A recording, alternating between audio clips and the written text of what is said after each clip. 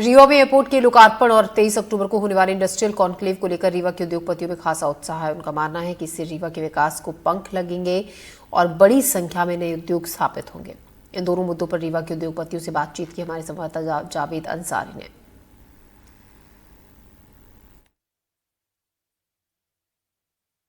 मैं रीवा के industrial area में मौजूद हूं। रीवा में इंडस्ट्रियां काफ़ी लग गई हैं। अध्यक्ष, उपाध्यक्ष, सचिव, इसका सीधा सा अर्थ है 3 जिम्मेदार लोग हमारे साथ मौजूद हैं। मैं इन्हीं से बात करूंगा। मोहित जी, ये बताइए ज़रा, हमारे दर्शकों को समझाइए कि क्या लगता है आपको सीएम की मीटिंग के बाद रीवा में इंडस्ट्री और 23 तारीख को भी एक बड़ा आयोजन, क्या लग रहा?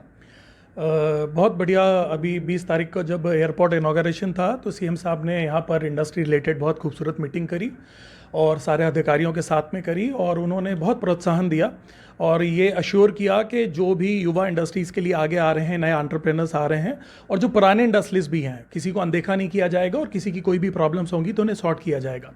और इस जो 23 तारीख की रीजनल इंडस्ट्री कॉन्क्लेव पहली बार हो रहा है, इसको लेकर मैं बहुत पॉजिटिव हूँ, क्योंकि मैं अगर हम लोगों की पहली बात करूँ, जब हम लोग इंडस्ट्रीज से नहीं थे तो मुझे अभी भी याद है कि आज से करीब 10 साल पहले सबसे पहले मैं और हमारे जो पार्टनर्स हैं, हम लोग सबसे पहले आज से 10 साल पहले इंदौर गए थे इस प्रकार की इंडस्ट्रियल समिट को देखने के लिए।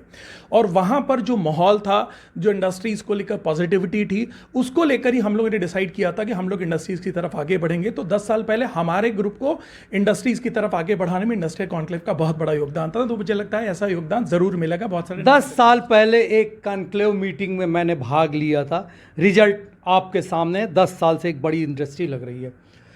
मेरा आपसे सवाल है, शैलेंद्र पांडे जो हैं सचिव हैं इंडस्ट्री एरिया के, ये बताइए, कल आप सीएम के साथ बैठे जी, जिस तरीके से वहाँ का माहौल था, हवाई जहाज भी उतर गया, जी। अब आगे क्या? आगे जो मुख्यमंत्री जी हैं और उनका जो मध्य प्रदेश शासन का जो विज़न है कि छोटे रिमोट एरिया में भी जो कॉन्क्लेव करा रहे हैं, यहाँ पे बहुत अधिक संभावनाएं हैं और खनिज का प्रचुर भंडार है यहाँ पे। अगर कोई 2-4 बड़ी इंडस्ट्री यहाँ पे आ जाती हैं तो लोगों को तो रोज़गार मिलेगा ही मिलेगा, इसके साथ में कई छोटे छोटे उद्योग भी यहाँ पे फले और फूलेंगे। मैं अपने दर्शकों को बता दूंगा, अभी आपसे और बात करूँ, मैं अपने दर्शकों को बता दूं, सबसे ज़्यादा सीमेंट अगर कहीं होती है तो इसी विंध्य के इलाके में होती है।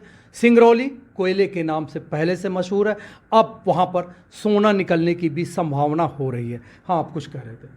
मैं ये कह रहा था, यहाँ पे तो खनिज का प्रचुर भंडार है। यहाँ पे जो अभी बहुत सारे ऐसे क्षेत्र हैं कि जहाँ पे लोगों ने अभी एक्सप्लोर नहीं किया है। बॉक्साइट है यहाँ पे एल्युमिनियम के प्लांट्स आ सकते हैं। सो अगर शासन की जो नीतियाँ हैं और उद्योगों के लिए जो अभी वर्तमान में जो प्रोत्साहन दे रहे हैं, तो मुझे तो नहीं लगता है कि यहाँ पे, मुझे लगता है कि यहाँ पे बहुत सारे उद्योग जो हैं पनपेंगे और लोगों बहुत सारे उद्योग पनपेंगे। इसका सीधा सा अर्थ है रोजगार की अपार संभावनाएं हैं। अभी तक हवाई जहाज यहाँ नहीं था। बड़े इंडस्ट्रियल ये कहा करते थे हवाई जहाज नहीं है, पहले आवागमन का साधन दुरुस्त करिए, उसके बाद बगैर आवागमन के साधन के रीवा इस तरीके से लगातार इंडस्ट्री के क्षेत्र में बढ़ता रहा। मेरे साथ इंडस्ट्री एरिया के अध्यक्ष राजीव खन्ना हैं, मैं इन्हीं से बात करता हूं। कल सीएम की मीटिंग में क्या तय किया आपने? सीएम की मीटिंग में सीएम ने काफ़ी उत्साहित और काफ़ी एश्योरेंस दिए हमारी प्रॉब्लम्स को भी सॉल्व करने के लिए। मेनली प्रॉपर्टी टैक्स एक था, उसका भी उन्होंने एश्योरेंस दिया और आगे आने वालों उसके लिए भी बड़ी इंडस्ट्रीज़ के लिए भी उन्होंने काफ़ी इंसेंटिव्स बोले हैं और काफ़ी प्रलोभन दिया है और काफ़ी मतलब अच्छा माहौल क्रिएट कर रहे हैं। यहाँ एक सवाल ये होता है कि जब भी कोई इंडस्ट्री या कोई भी सरकार कोई काम करती है तो बहुत सारे प्रलोभन देती है इंडस्ट्रीज़ को लाने के लिए। क्या आपको लगता है कि बड़े इंडस्ट्रियल यहाँ पर आएंगे? हाँ, मुझे लग रहा है, क्योंकि एयरपोर्ट खुलने के बाद 23 को जो कॉन्क्लेव हो रहा है उसमें मेरे ख्याल से 5-6 बड़े बड़े इंडस्ट्रियलिस्ट आ रहे हैं जो कि अपने चार्टर्ड प्लेन से आएंगे। एयरपोर्ट होने के कारण ही वो आ रहे हैं, नहीं तो आ भी नहीं पाते। ये एक बड़ी बात कही है। 20 तारीख को इसका सीधा सा अर्थ है कल रीवा में हवाई पट्टी का उद्घाटन हो गया। बड़े हवाई पट्टी होने की वजह से अब बड़े विमान यहाँ पर उतरेंगे। विमान उतरने का फ़ायदा होगा, बहुत बहुत ज़्यादा फ़ायदा होगा। कैसे?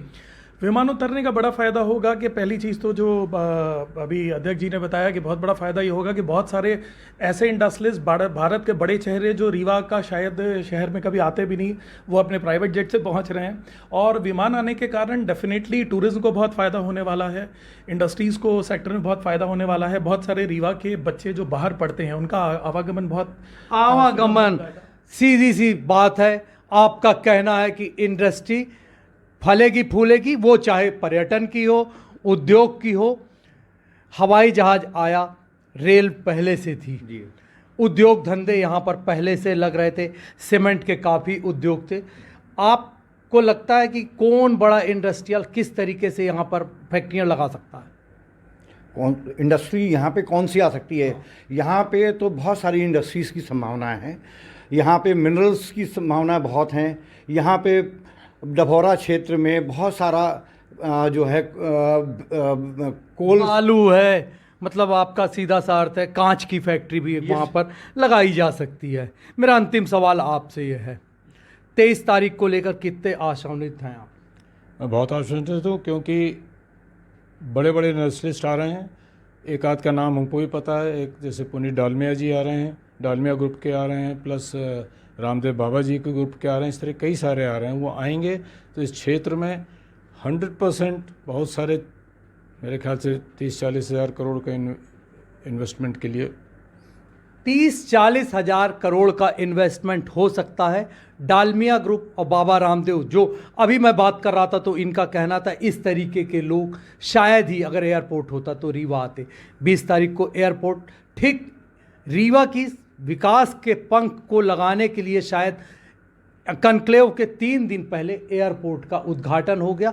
अब देखना दिलचस्प होगा 23 तारीख को कितने हवाई जहाज़ रीवा में उतरते हैं। जितने हवाई जहाज़ उतरेंगे उतना ही रीवा उद्योग को लेकर आगे बढ़ेगा। एनडीटीवी के लिए मैं जावेद अंसारी।